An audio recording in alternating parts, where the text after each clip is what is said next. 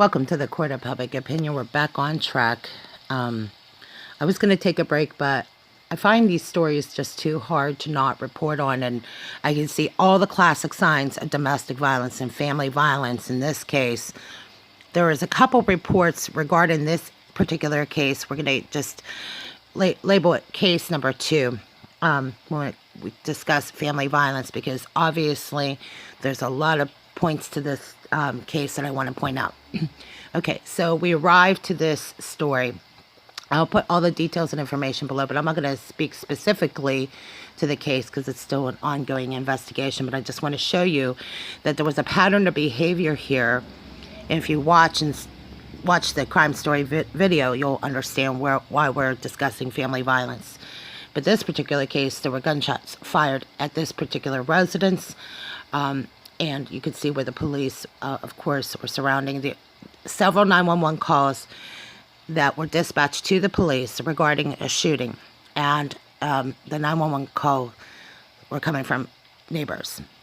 They heard screams of, help me, help me, help me. So let's go to the story. The actual story starts with, well, it actually ended, but starts here. This is the mother-in-law and the son-in-law. Obviously a very strained relationship, and once you get into the details, you'll understand. But the man that was shot and murdered in this case, he is the father of a son who was just recovering from drug addiction. And there were some concerns that maybe he had been robbed and somebody shot him. That's part of the story. And but it somehow ends up here, and you'll hear at the very end, and if you get into the details of the case, this woman was the one that shot the man, murdered him. Okay. Now, clearly there were signs of domestic violence from taunting and etc. She decided to take the matter in her own hands.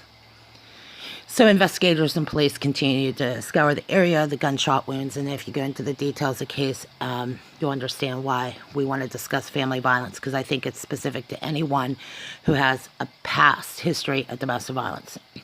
This in particular, he was shot several times. Then she went back to her gun, reloaded it, and continued to shoot him. I mean, this is pure anger. She just unloaded not only one magazine, but 2 magazines and shot him in cold blood.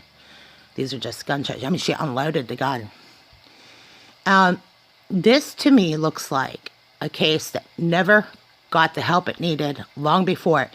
I've discussed domestic violence because in this case, this is family violence. It got too far. It went from taunting, it went from, picking fights to this. And she clearly stated with the investigators in the interrogation room that she just blatantly unloaded on him, and she finally confessed to the murder. Now, if you know the whole story about her, he was trying to work something out with her where, she just had a stroke and she needed assistance. But in her condition, I don't know the circumstance of it. It sounds to me every time he told her not to smoke outside, not to smoke, she would smoke outside, and he would start to hose him down and make, little jokes.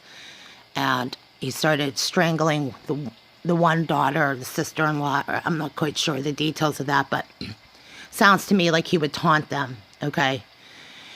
Instead of this family calling for, family intervention and therapy and counseling, it led to this. This is why I absolutely encourage people to talk to your counselors if there's problems like this, because in this case, she's in the interrogation room. One thing leads to another. The investigators explained to her that the man that was shot in the house and that he was dead, and the investigators asked her how she felt about him, and she puts the thumbs down in this image. And then when they tell her he's dead, she's thanking God. There's nothing to thank God here. Nothing. This has always been my concern, because I could see where family violence, if there's no intervention, it will lead to this. And that's always my concern. That's why we address domestic violence cases, because there's always someone that gets shot or something. I mean, it always escalates. And if people are smart, They recognize the signs and the symptoms to prevent this type of thing. In this case, she feels she won by killing him, and that's never, never the idea. The idea is to get into family counseling, separate for a short time, let things cool off, let the relationship diffuse itself, and honestly, the last thing I would like to see happen in these cases, anyone would aggravate an already bad situation. Looks like a case that went way too far, should have got help a lot sooner. So in summary, one of the problems I have with cases like this, looking at this particular woman, she probably, there was probably something going on here for a while with this relationship. Whether it's a he said, she said thing, it's no longer the case. He's dead.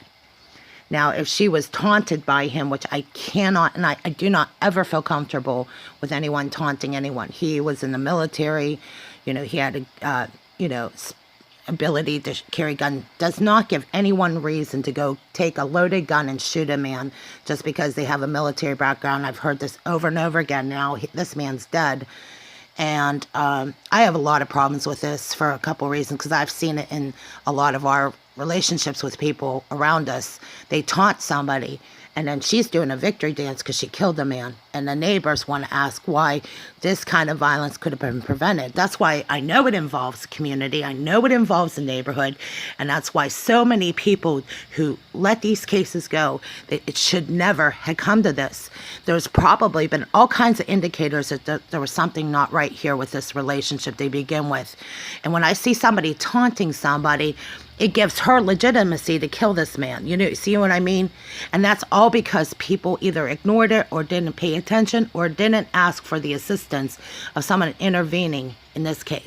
I've heard people say, well, he deserved it or she deserved it. And honestly, if you have that kind of vicious, venomous relationship with somebody, it would be better to get as far away from each other as possible.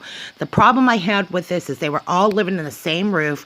There was obviously problems. Somebody didn't get help. They ignored the signs of domestic violence. They did not get therapy. They did not get counseling.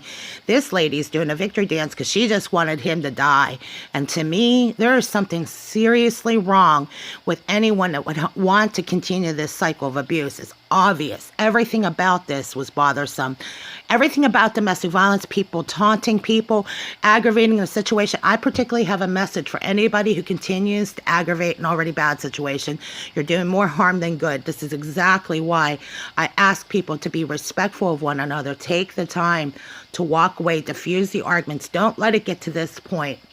A lot of people in this were, who probably innocently didn't know about it. We're talking about the neighbors, the outsiders. But when there's this kind of family violence and families ignore it, they don't go get outside help, intervention, what you end up having is a crime, and a crime that should not have, it could have been prevented.